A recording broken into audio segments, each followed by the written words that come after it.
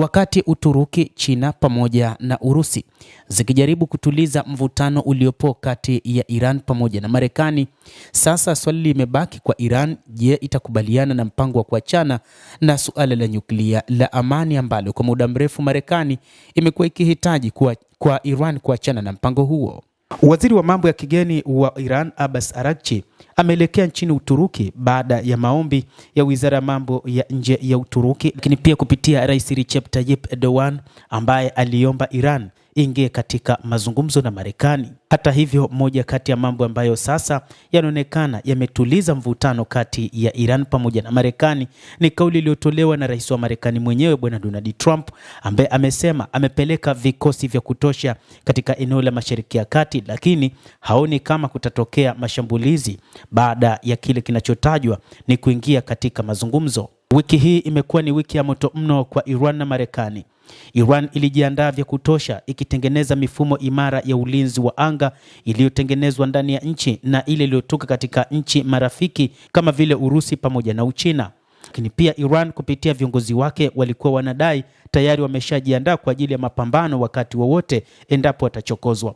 Na hata wakati huu ambapo Abbas Araghchi, waziri wa mambo ya nje wa Iran na mwanadiplomasia nchini humo, akiwa nchini Uturuki, Rais wa Iran Masoud Pezeshkian bado ameng'ang'ania kile anachoamini kwamba wao hawatakuwa wachokozi dhidi ya Marekani ama taifa lolote, isipokuwa tu watajibu ikiwa watachokozwa. Kabla ya kuelekea nchini Uturuki, waziri wa mambo ya kigeni wa Iran Abbas Araghchi alisema vidole vya wanajeshi wa Iran vipo katika vitufe vya kurushia makombora na kwamba endapo watachokozwa wakati wowote watahakikisha wanaiadhibu Marekani kwa kurusha makombora mazito na kuizamisha meli ya USS Abraham Lincoln ambayo imebeba silaha za kutosha ambayo ipo katika maeneo ya Ghuba. Hata hivyo, swali pekee ni je, Iran itakubaliana kuachana kabisa na mpango wake wa nyuklia?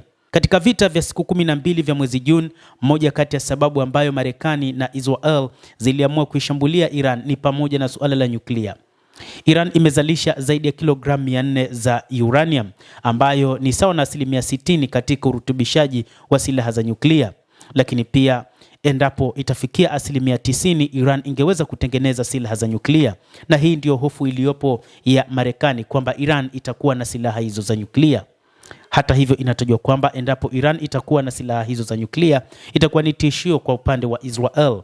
Ikumbuku katika eneo la Mashariki ya Kati kwa sasa mvutano katika nchi hizo za Mashariki ya Kati, mvutano mkubwa kati ya Iran na mataifa hayo ni pamoja na Israel ambayo inadai kwamba Iran imekuwa kwanza na uzalishaji mkubwa wa uranium ambao huenda wakatengeneza mabomu ya nyuklia, lakini pia ni Iran ambayo ina makombora ya masafa marefu. Kadhalika ni Iran ambayo inaunga mkono makundi ya wapiganaji katika eneo hilo la Mashariki ya Kati. Kwa hivyo mpango wa Israel ni kuona kwamba Iran haiwi na hivyo vitu, na ndio maana hata Ayatollah Al-Khamenei mnamo wiki hii alizungumza akisema kwamba rais wa Marekani Donald Trump na hata Marekani kwa ujumla mara nyingi imekuwa ni nchi ambayo inatafuta sababu zisizokuwa na maana ili tu kutaka kufanya shambulizi dhidi ya Iran. Alisema kwamba endapo wataachana na mpango wa nyuklia, Marekani watakuja na suala lingine la mambo ya kidini katika taifa hilo, ama watakuja na masuala ya haki za binadamu na mambo mengi. Kwa hiyo akasema kwamba Marekani haivumiliki. Wataalamu wa mambo sasa wanajadili kwamba Iran itakubali juu ya kuachana na mpango wake wa nyuklia ni jambo ambalo kwa namna moja ama nyingine linaweza lisiwezekane, na ndio maana ilikubali kuwekewa vikwazo, lakini si kuachana na mpango wa nyuklia wa taifa hilo ambao ni wa muda mrefu. Basi mtazamaji, tusubiri mazungumzo ambayo yanafanyika wakati huu kati ya waziri wa mambo ya kigeni wa Iran Abbas Araghchi na mwenzake wa Uturuki Hakan Fidan, ambaye inadaiwa pia baadaye mazungumzo yatafanywa kati ya Uturuki na viongozi wa Marekani, wawakilishi wao ambao watafanya mazungumzo hayo kujadili namna ya kumaliza mzozo katika taifa hilo. Lakini swala la nyuklia ni jambo ambalo halitowezekana katika kutatuliwa katika mzozo huo. Endelee kusubiri tuone endapo Iran itakubaliana na mpango huo, lakini tukumbuke pia mshirika wa karibu ambaye ni Urusi amekubali kuondoa wafanyakazi wake katika kinu cha nyuklia cha Bushehr ambacho kina ushirika kati ya Iran pamoja na Urusi. Endelea kuwa nasi, usisahau kulike, kucomment na